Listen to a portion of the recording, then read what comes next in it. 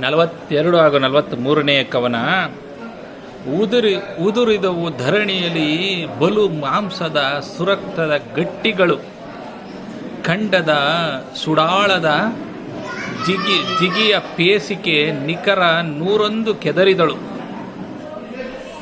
ವಾಮಾಂಗ್ರಿಯಲ್ಲಿ ನೂಕಿದಳು, ಹಾಯ್ಕಿವ ಹೊರಗೆನುತ್ತಾ ನುಡಿದಳು. ಕರೆ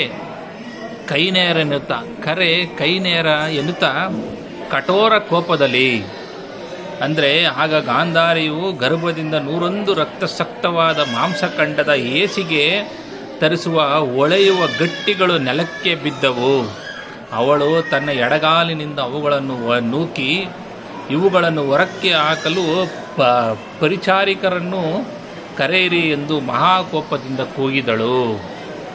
ಆಗ 43ನೇ ಕವನದಲ್ಲಿ ಆಗ ಪರಿಚಾರಿಕೆಯರು ಬರುತ್ತಾರೆ.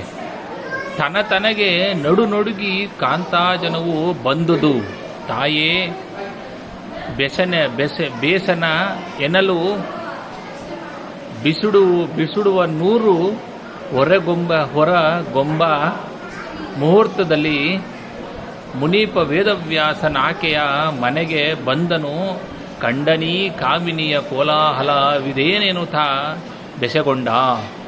ಅಂದರೆ ಗಾಂಧಾರಿಯ ದಾಸಿಯರು ನಡುಗುತ್ತಾ ಬಂದು, ಅಮ್ಮ ಏನಪ್ಪಣೆ ಎಂದು ಕೇಳಲು ಇವನ್ನು ಹೊರಗೆ ಬಿಸಾಡು ಎಂದಳು. ಆ ಸಮಯಕ್ಕೆ ಸರಿಯಾಗಿ ವೇದವ್ಯಾಸನು ಅಲ್ಲಿಗೆ ಬಂದು ಗಾಂಧಾರಿಯ ಬೊಬ್ಬೆಯನ್ನು ಕೇಳಿ ಇದೇನು ಎಂದು ಕೇಳಿದನು.